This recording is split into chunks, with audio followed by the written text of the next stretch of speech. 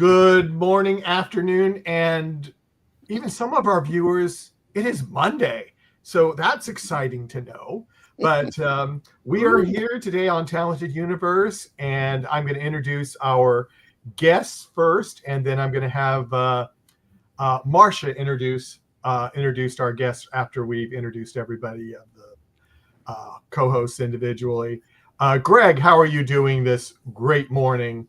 I'm doing well, thank you. How are you, Michael? I'm doing pretty good. And you're glad your power is back, correct? I am. It wasn't for very long, but it was in the middle of the night. So, of course, first the sudden silence without the fan, and then the beeping of everything coming back on. That really does it. Okay, Liz, how are you doing? I'm doing phenomenal. I'm so excited for this particular show because of our guests. So I've been looking forward to this one. I have too. Thank you very Marcia. much. Indeed, yes, I'm doing great. It's Sunday, just afternoon here in Florida, and I too am more than excited to bring back the amazing Ivana Vasic, who is the costume designer for not only the Ark and the Librarians, the next chapter, but dance and so many other things. Welcome back, Ivana. Thank you very much, and thank you for having me, and thank you for this grand introduction. Well humble deserved. Well deserved. Yep. Go ahead, Marcia, and you can start Well, the interrogation. Ready? Just before we went on, you were talking about your background that you have there. It's kind of the library. Well, about librarians, I talk in front of a library. Isn't that just to be in a genre? Mhm. Now we have seen here in the States, at least, we have seen up to and through episode 8 of the Librarians, the next chapter, and I almost don't know where to start here. Well, you're So, 8 episodes ahead of us here, so oh my god! So when does it start there? Or I do don't you? really know. I'm not aware of the release date for Europe, and especially not for Serbia. So we're waiting. So it'll probably be fun for you to be able to talk about all that stuff with people who have actually been able to view the episodes. So, Well, they are going to then remember. All of a sudden they're going to go, "Oh, that's what she was talking about." well, I want to start. I have to start with the most. Do you want to start with the first episode or?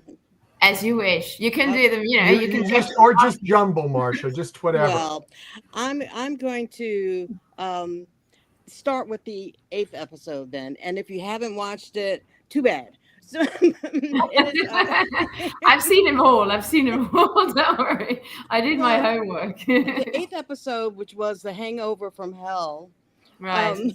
was another challenging episode for us as fans to kind of play with, because it started with another explosion kind of, and we see our heroes tumbling downstairs and so forth, and we find them in this castle, and they're all dressed differently, and we get to see the story from different points of view. How much fun was that to do all those points of view and do costuming? Insane. So there is a level of insanity to the librarians per se, and then there's an additional level of madness and insanity in that particular episode, because not only that we change from episode to episode between genres and styles and eras and periods, but within that very episode we also swapped and did the Rashomon thing of like seeing everything from a different perspective. So it was an immense fun. I mean, it was a moment when we could see the lead characters in completely different styles to what they're usually wearing. And of course, everything came from the same stem inside of their characters, but it was much more flamboyant than usually. And it was absolute delicatessen to do that. Well, the noir vignette, Oh, which yes. was filmed in black and white, how different is it to costume for black and white? Well, no, not very different, because in black and white movies they were also using colored Mm-hmm. garments, which then would not be in color Mm-hmm. once it was recorded in black and white technique. So we were paying attention to, to the valer and the shading of things, so that we get a little bit of different shades of gray. And voila, that was it. And we didn't know at the beginning that it was going to be black and white. That's another thing. It was, we sort of decided, the artistic departments and camera and directors and dean decided that along the way at some point that it would be really nice to do a noir in a noir technique. Mm-hmm. And the 007 vignette. Yes, that was fun. That's Connor's little, spotlight. Yes, and the glamour and the sexiness of it all was a novelty to deal with around librarians. And Uh, I And must also all the I action must in it as admit, well. I got the noir and the 007, and I kind of missed, although I watch Hallmark rom-coms all the time, that Jean posted that the third little vignette was a Hallmark kind of rom-com. Well, yes, that was the pink one, wasn't it? Yeah. yeah. That one was funny. That one was really funny. We were like, oh, so how do we put really Charlie in pink? Like, seriously? But then we tried it and it actually worked. And then we went on like, okay, let's overdo it. Let's just overdo then. If Charlie went pink, let's make Connor and Vikram go like beyond, beyond ice cream. So Mm-hmm. it's all like little, marshmallows all over the place. That was fun. I know we have a Yeah. lot of questions, so I'm gonna throw it back to Michael. Yeah, Greg, you're up next. Oh wow. Okay. So wow, you've had a lot of fun shows in your repertoire. I saw that you Yes, also did Outpost, I did. and so that had a medieval look. Librarians is all over the place, and the Ark is all futuristic.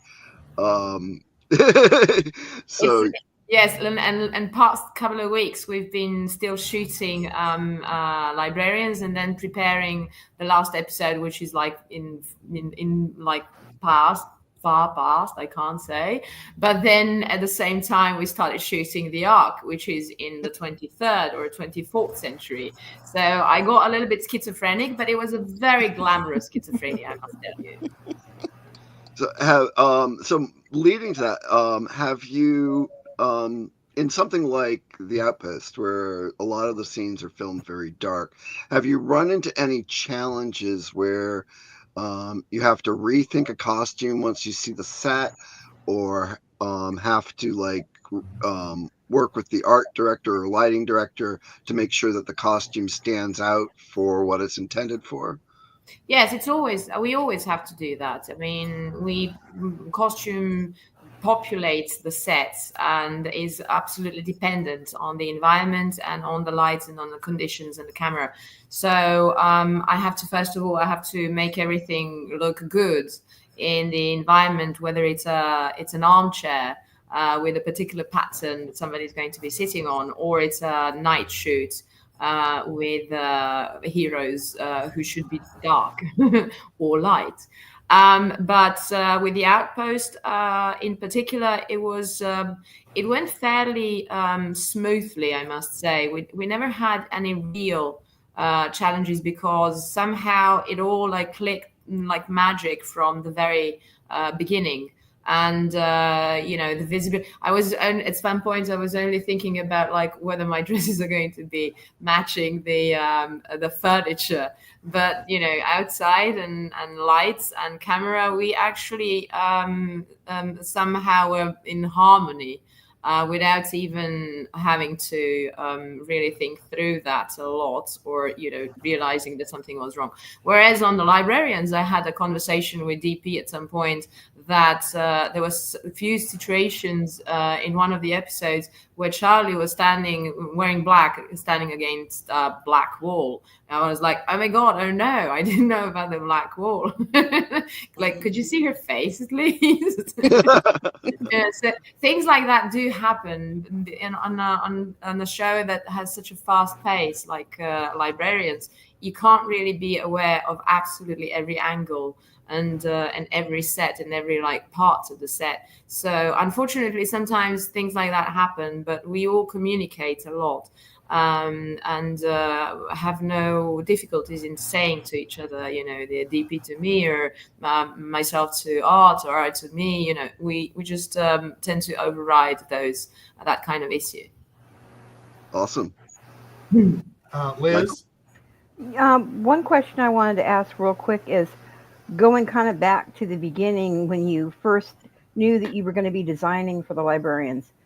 What influenced you to create some of these different designs, especially like the design on the back of Vikram when we first see him at the back of that costume? It's so gorgeously entailed. What brings in these inspirations for these designs? Oh, well, it's oh God, where does the inspiration come from? That's the big question, isn't it? It comes from all over the place. It comes from books and from images that we see and that I've seen in my life, paintings that I saw. That embroidery in particular did not come from one specific place. It came from very many places. It was once I read the script and realized there was going to be Victorian gentleman leading the show, the group. I really wanted him to have something very, very particular about himself, which is not only the dandy outfit that was self-understood. He was going to have that, but he had to have some sort of, not magic, but like emblem, some sort of signature on himself. So I decided that was going to be a big embroidery on his back, because that's sort of like cross eons kind of thing. It's a little bit of a tattoo, it's a little bit of runes, it's a little bit of magical meaning and content on top of clothes, which is the second skin, etc., etc. So I took elements of the library, in particular some ornaments that the art designers gave me. I rearranged them and then found some other little elements and put them back all together to fit the triangle of the back, to be flattering for the figure, and to look like baby dragons trapped in a cage. It's just a gorgeous design. Thank you. You had mentioned before you were unaware that some of your backdrops were going to be like really dark. When you guys did, I believe it was the Dance of Doom, where Jessica has to dance with the ballet dancers. Did you know that whole curtain was going to be black? That, yes, I didn't know that, because I was heavily involved with that episode, having been ballerina myself and also as a child, and having worked on numerous theatrical shows at the National Theatre.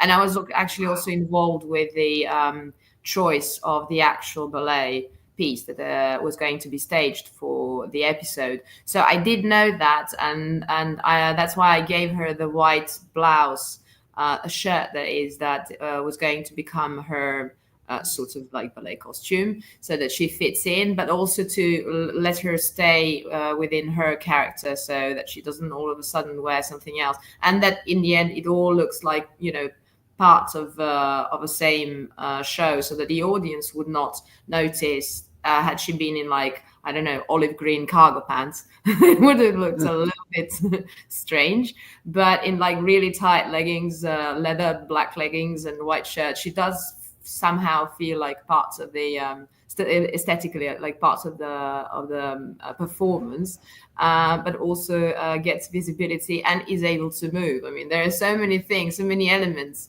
that the costume has to allow and enable, that I thought this was going to be the best way to do so. Okay. I know we have a couple questions in the chat room, and Michael, I'm sure you have your own questions. Yeah, I'm going to do one or two in the chat room. Linda says, I have a question for you. What is the medallion that Connor is always wearing? It looks so familiar, and I've seen it somewhere before, but I can't place where. Well, it is something. I'm sorry, somebody is calling. It is something that we found. I can't really reveal because it's going to stay a mystery. Okay, that's fine. Yes. We understand that, and I hope they understand that. I'm just going to give you a hint. Connor, being an anthropologist, he does go around, search for things, and comes across things and finds things. So it is the one thing that he kept from one of his adventures. Okay. Okay. And then I'll throw this is another thing about Connor that Linda wants to know. I guess she wants to really know about Connor. How did you come up with the idea for Connor's flowered shorts? Well, because he does have a lot of pattern, and in that episode we allowed ourselves to go very funny, haha. So Connor was the one who would most unlikely wear something like that, and because it was like a dreamlike storytelling, and it was not his choice but the storytellers. He was fine with that. So, and we wanted to go very pastel and macaroon and joyful because it's a bachelorette. So, and he agreed. Well, that makes sense. My question for you, working basically simultaneously on the Arc and the Librarians, did you find yourself having inspiration between the two shows and like throwing something that you did from the Librarians into the Arc and vice versa, or you didn't have too much of a crossover with this first season of Librarians? No, there wasn't. Yeah. God, now I'm going to speak in German. There has not been any crossover with the first season. And we finished Arc just before we started shooting. You did? Oh, I thought you'd had an overlap then too. But we have the overlap this year. This year, okay. The second season of Librarians and the third season of the Arc. So basically, the only influence the Arc had on Librarians in the first season was the con. Exactly. Which was marvelous. I mean, most of us have been involved with conventions in some way, and I was looking at that and I go, "Oh, that is so dead on right." Oh yeah. And it was just like people that haven't been to a convention wouldn't understand it, but I mean, everything that went on in that, the costumes, the dialogue, everything was just spot on in my opinion. Yeah, we were going crazy. We were sitting around the table and going like, okay, so who comes there? I was like, okay, besides tourists, and just people, normal people. So let's go like easy. People with T-shirts with some messages and some ideas and some, whatever definitions of things. But then let's move on further. There must be some, some religious organizations, members of some, conspiracy organizations. And then let's move on further. And they went like, oh, we need a Yeti. Actually, we need 15 Yetis. And I was like, we don't have that here. We can have one, and it takes time to be made. So let's think of something else, something achievable. Would you say who said they wanted 15? Was that Dean? It's not Dean. It's like a group of people, like writers' room. Oh, okay. So it was kind of a whole group of people.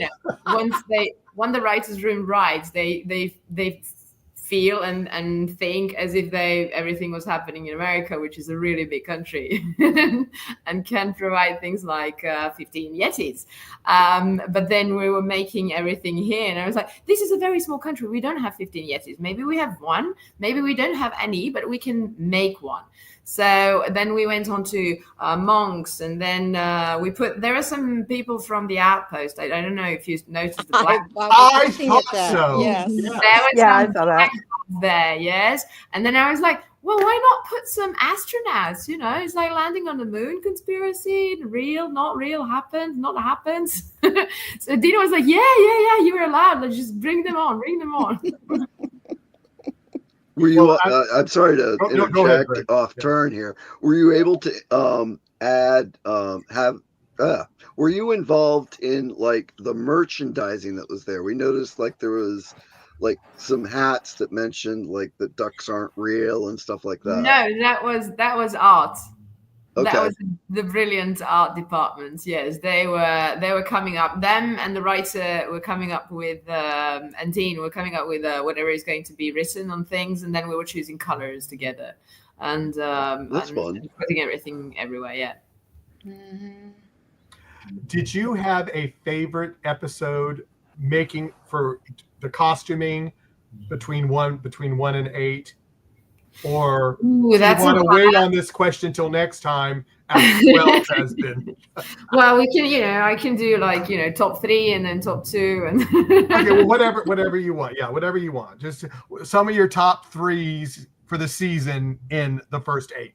So just well, I really loved designing the Ottomans, who were actually Janissaries, who were actually, a tribe from Mongolia for the first episode, because I had to rip all the cultures and all the history bits and pieces to make myself believe in what I'm doing, and therefore the audience that is for real. But then the ballet episode was particularly close to my heart because I used to be a ballerina, so I'm like very, achy about ballerinas.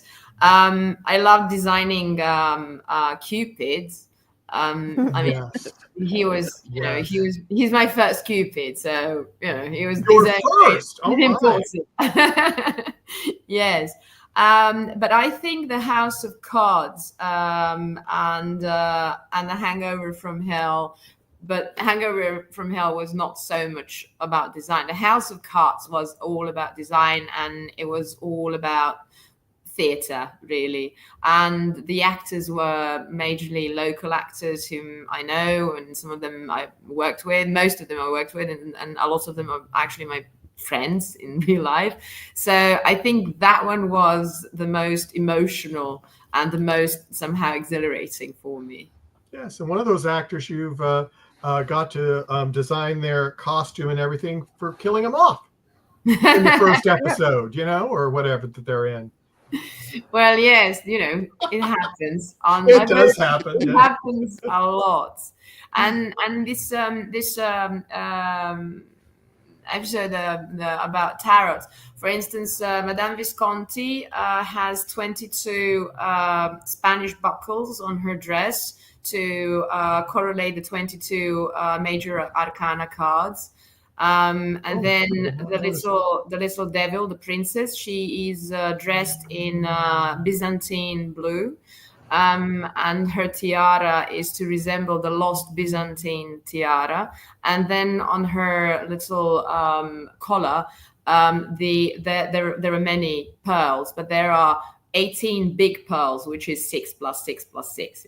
Mm-hmm. So it's like, 9 on this side, 9 on that side. And it's all about those little elements of knowledge and semiotics that are interwoven in almost every of those costumes. You must, this is my last thing, just a statement.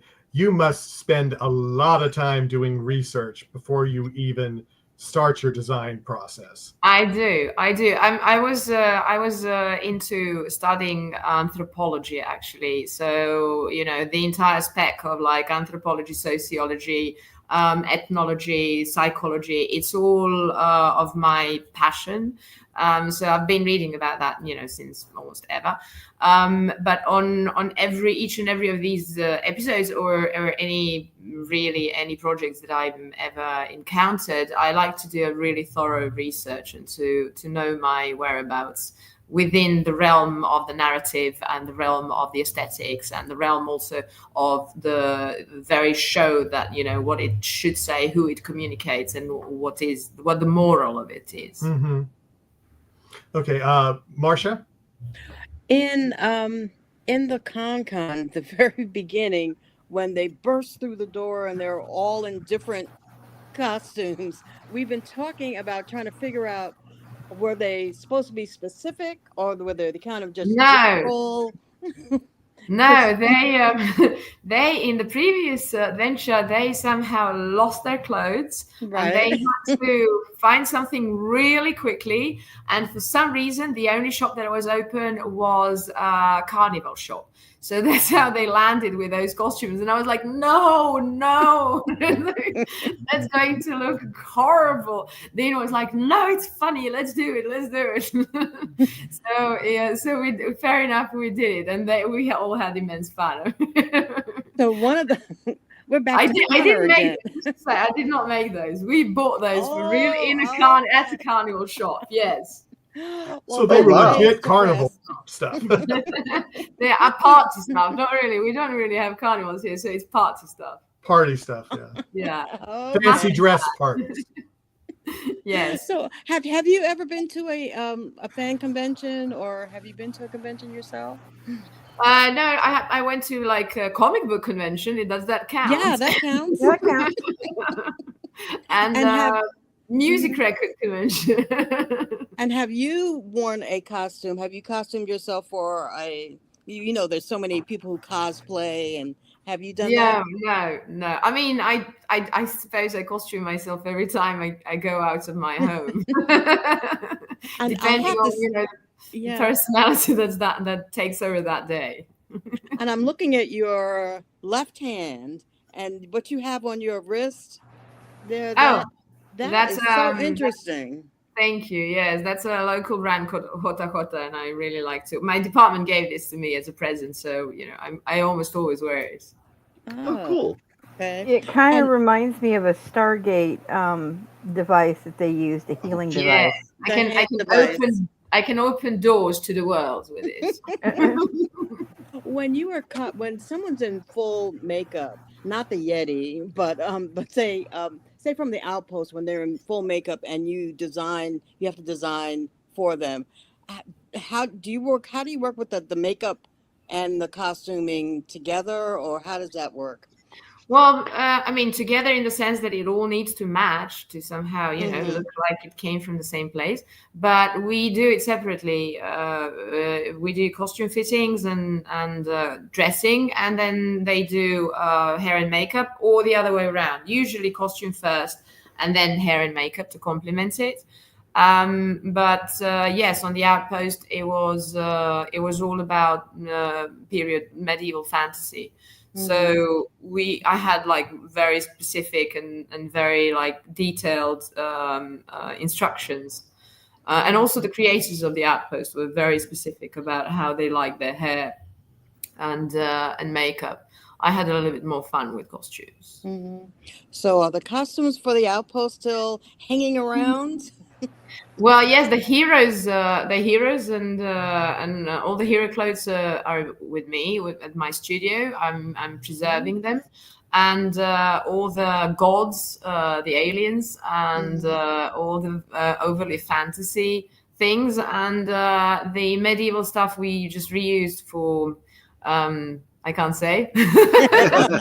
We used for I can't say. Why did you ask me this? We reused it last season for an episode that you're going to see soon. Awesome. I can say, yeah. Excellent. Thank you. Okay, next. Greg? Okay. So, oh geez, I was so enthralled with everything everybody else was asking. I lost my train of thought. How about skipping me for a moment? Okay, Liz. I'll go back to my list. Excuse me. Actually, I have a question. When you designed stuff for the Ghost Train, I noticed it was extremely light. Everything was very light. Did you and the arts department work hand in hand with the designs for all that? Because everything just seemed very light. Instead of a darker episode. That was actually done in the post. I mean, I did originally design them light because they're ghosts. So I didn't want to make them dark. So, except for the two guys who are bodyguards of the Carvod. But then in the post, they were, there's a little bit of CGI there. obviously. So they were brightened up, so they become, the opacity goes down and they become semi-transparent. So Vikram can do the thing, Yeah. But yes, I wanted them to be somewhat sombre, and because I originated everything from the totalitarian societies in Eastern Europe in the 70s. That was our resource, the source of everything. But then to make it a little bit brighter. So it's not realism. It doesn't seem too glum, but also that it does not go into something terribly candy. Okay. And then you partially answered this question already, but I'm going to hopefully expand on it a bit more. When you did House of Cards and you did the Con, both of those had an immense amount of extra working parts, extra actors, background actors that you had to costume for, versus just something that's more enclosed, like The Hangover. Um, was it more difficult? Did it drive you more crazy doing costuming for so many people? And which one, because you do a lot of your research and everything, like you just said with the House of Cards, um, which of the two was probably the one that gave you the most difficult and the most time consuming between the Con and Well, the Hangover from Hell is honestly the only episode which is only with actors, with the heroes. Heroes. Every other episode has an immense amount, not only of the background actors, but also background extras. So those episodes are difficult because we're doing them in such a short period of time. And because they need to be, there has to be some demographics, there have to be people and they have to be dressed within the entire style of everything. So Con was difficult because there were so many of them and they all had to be specific. It's not people in t-shirts and shorts. Right. And you can't, I have extras just come over dressed as they are and believe that they're going to be good enough for the camera. So there is an immense amount of energy and time that's consumed by actually costuming those people. So that one was really, really hard because of the amount of people. And then the tarot one was not so heavily populated. I mean, there are not as many people as in some of the other episodes in the background, but it was periods, and it was each and every one of them had to be a character, like a nun, an actor, the glamorous singer, the this, the that. So it all had to be perfect. It's not just a background, it's an actor, so it all had to fall into place, and it's period, so you can't really rent it and believe that it's going to be good size and good look. So we actually made most of that within like a week or so. Wow. We worked in 3 shifts. Oh But I my had goodness. scary Capricorns helping me, so we're good. Greg, if you wanted to do your Yeah, question no, now, you could go for it. definitely. So, noting that there's something like that where you worked around the clock for 3 shifts, do you like the breaks where it's primarily sourcing and fitting versus completely coming up with something period or original? That's very difficult to answer, really. I love both. I mean, I love the drive of it. Sometimes I really like shopping, but my true passion is designing. I really like to conceive the characters from scratch, to draw them, to invent them, to make them, and then to see my little Barbie dolls come to reality, be born. So that's my absolute favorite, regardless of how hard and how little time and how much of it there is. It's so rewarding to actually see it all come true. They're like literally being born. And they also then go into patina, into breakdown. I don't just take them, in front of the camera, just Right. freshly out of the oven. They have to be then broken a little bit. So I love shopping. I do, I promise. But I think to answer your questions clearly, I believe that designing and having everybody made from scratch is my favorite thing.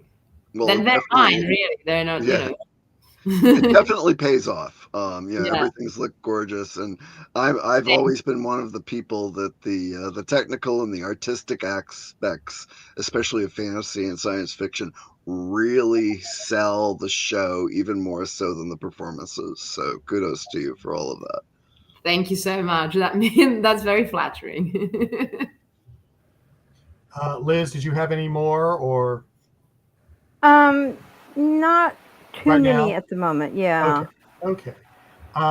Let's see. Let me go to Marcia quick because I gotta Okay. double check these questions. I have been really admiring your dance costumes that you have shown us, and particularly there was a piece, Moonfall, that that was mesmerizing to see the joining of the dance and your costuming. Can you? I'd love to hear more about that piece and how you costumed that piece. Well, it's actually the standard white ballet costume for the ensemble, and the National Theatre has that show staged already.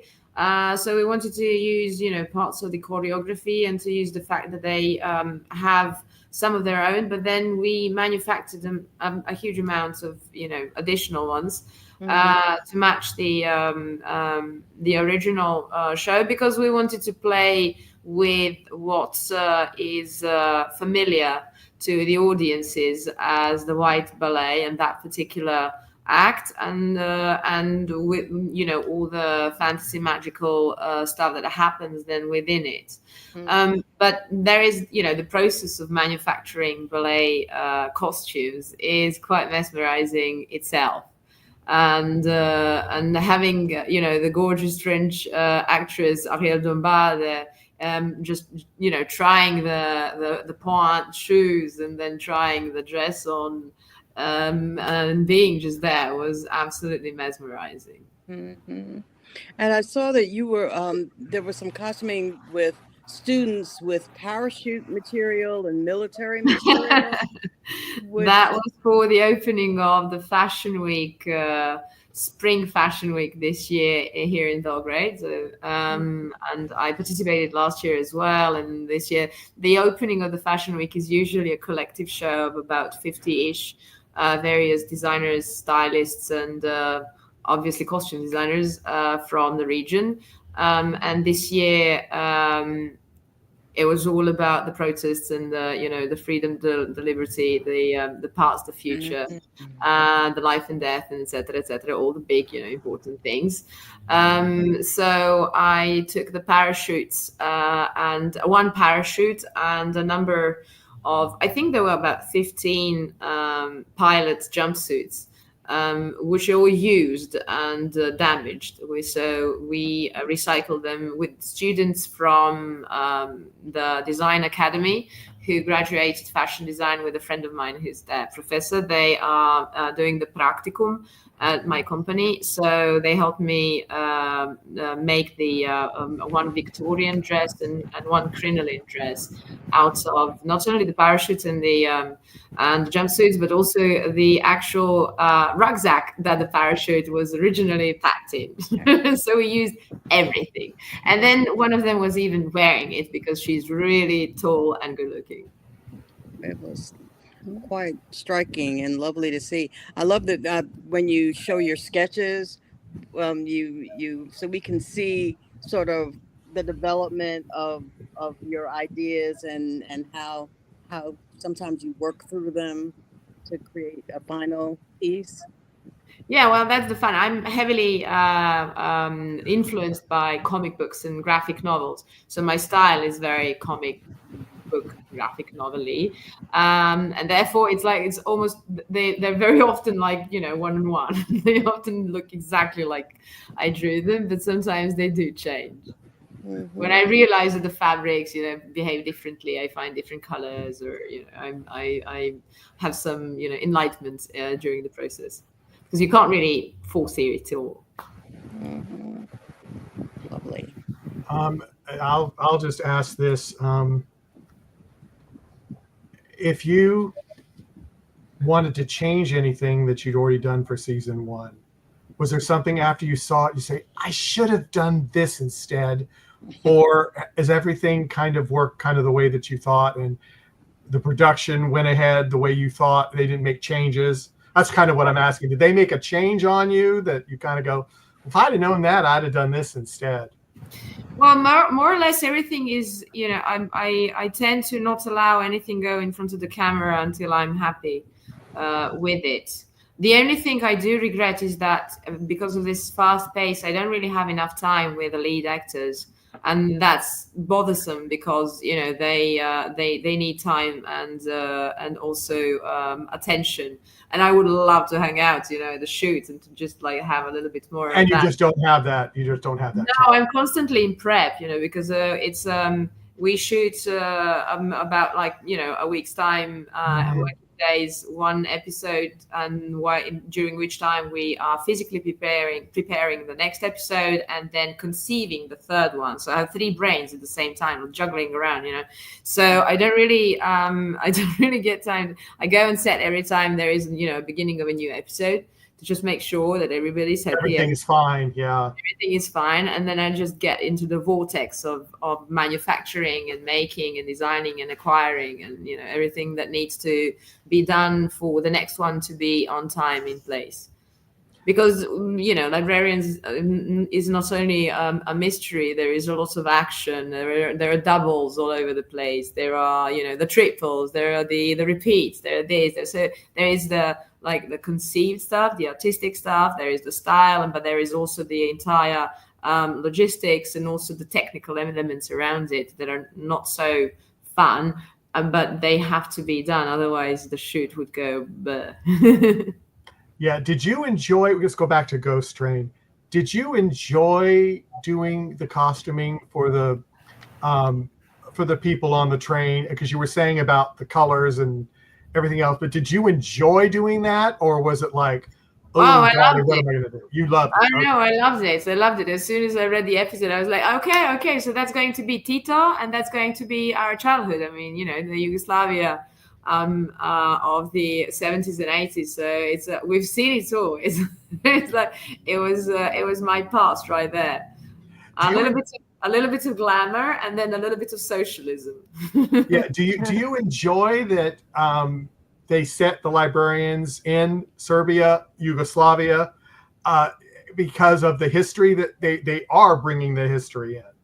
It is so flattering. I mean, it is so wonderful that for the first time, Belgrade is being written about in an American television show. Mhm. And they stand in for Paris or Berlin or Vienna or Budapest or whichever other place. So this is the first time that it's actually happening in Belgrade, and it's in such an affirmative way. And I think that's such a gorgeous thing to do. I mean, Dean was.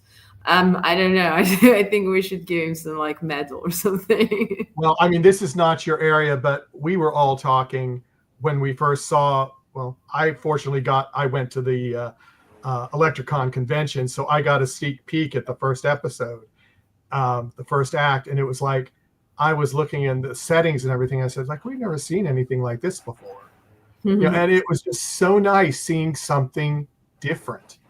Yeah, it is, yes, and there is just like we did in the Outpost, we put all this Slavic, ancient Slavic heritage and a lot of Balkan folklore. So you can kind of recognize that it's all something European, but you can't really put your finger on it. The same with Belgrade and Librarians. I mean, it is Europe. It is the civilized world as we know it, not very far from what the Western people know and recognize. Yeah. It's so much different, and also then combined with all the mythology and ancient beliefs and slightly different culture than Central Europe, for instance, or Western Europe much more. I think it's a good mixture. I think it's fresh. It is, yeah, and interesting and captivating as well, because Drekavac and the ice fairy and all those phenomena we know about. Our grandmothers tell us stories about. Yeah, that was a lot of that stuff was new to me. I mean, I go, oh, this is cool. Yeah, and I said it's got to be the heritage, and I mean, it's great. I mean, I've tried to explain to people because they go, people that have seen the other library, oh, it's the same. I said it's not the same. I said the annex is in Serbia, and they use Serbian backgrounds, and the cast is mostly from around there. And I said it is very different. And I mean, and the people that have looked at it have really liked it. I mean, but they just thought it was, oh, it's just a remake. I said, it ain't a remake.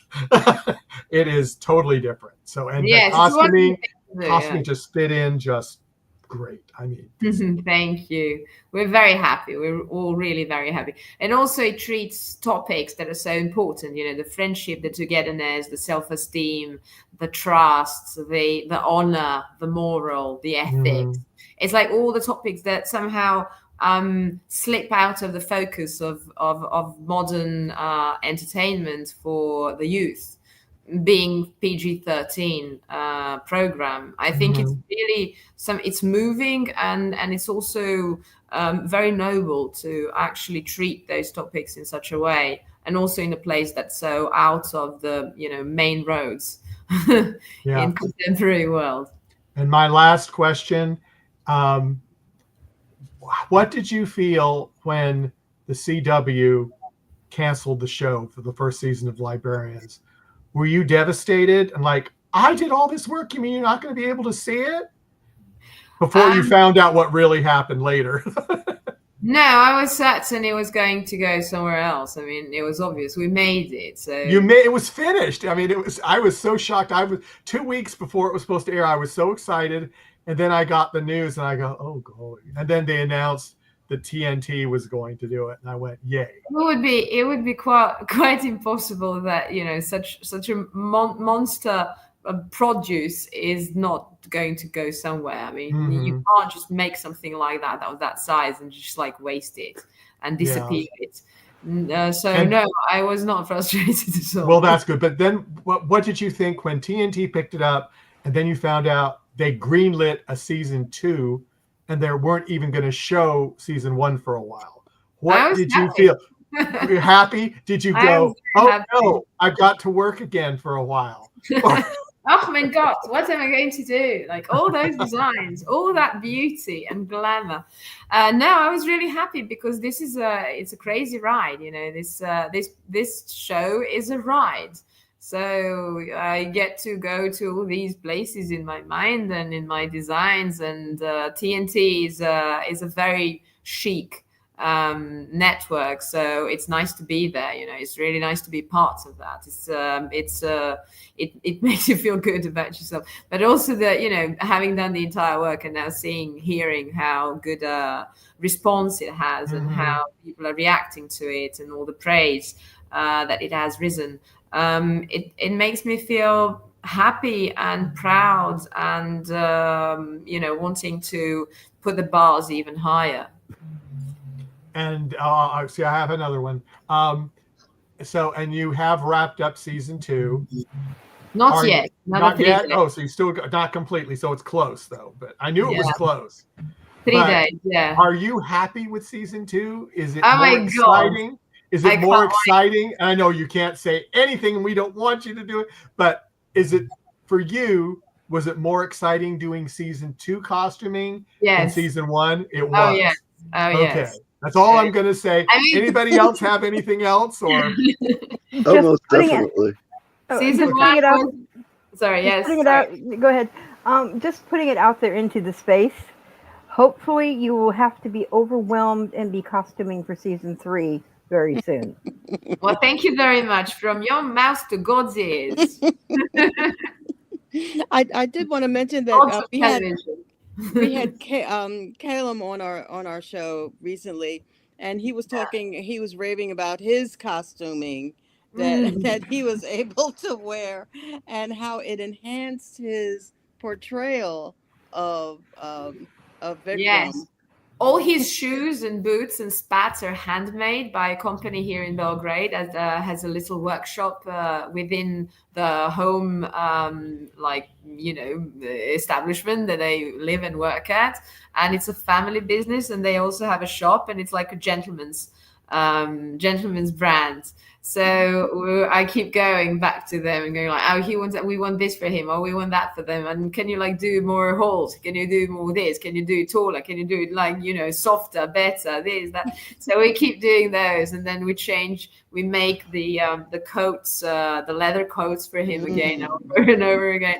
And they go, so what color should it be now? Should it be like, which metal or which stone are we going to choose for his other, because everything has to have a meaning, it's like whether it's emerald or it's something on a very deep like Bordeaux, a deep red wine, or it's a Parisian blue. Everything has to have a meaning and to be part of some like higher scheme. That deep blue jacket I absolutely adore.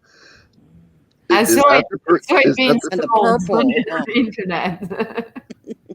and so we'll have to keep our eyes out on the development of his costume colors and so forth. So okay, yes, and if I were you, I'd keep my eye on him, because something might disappear from the set when Oh, I always love when they take something with them. It makes me happy. We have doubles of everything. I want to come over and get some custom boots made. Oh, you can't. They can. Sorry. Aw. Yeah. Thank you. You're very welcome. Thank you for having me. Oh, thank you for doing this for us. This was amazing. Happily. Yeah, and just so our audience know, you said you're going to come at the end of the season sometime when you have free time from the arc. Yes. And talk about the rest of the episodes and anything else that you're allowed to talk about. 4 big episodes coming, so yeah. I would be happy to talk to you again. Yes. Yeah, that will be good. And so, people in the chat room, I just want to warn you, some people that we've been having troubles with Facebook. Some comments did not come through, or some people have not been able to get on Facebook. So we're sorry about that. We hope you find us on YouTube, because YouTube seems to be the most stable. So we're happy about that. And on behalf of everyone from NDB Media and Talented Universe, thank you for coming. We're excited that you've agreed to come back again. And next Friday, we have the person I was discussing about that you've killed off twice with their costumes. I know. Dominic Chichak is going to be with us, and he's going to be talking about his little stint on the Librarians in the House of Cards. Yeah, Chauncey Cooper. Yeah. My love to Dominic. He's gorgeous. He is so nice. He's one of our favorites. He's one of our favorites. But anyway, everyone, thank you for coming, and we'll see you next time. Bye-bye. Thank you for inviting me. Ciao.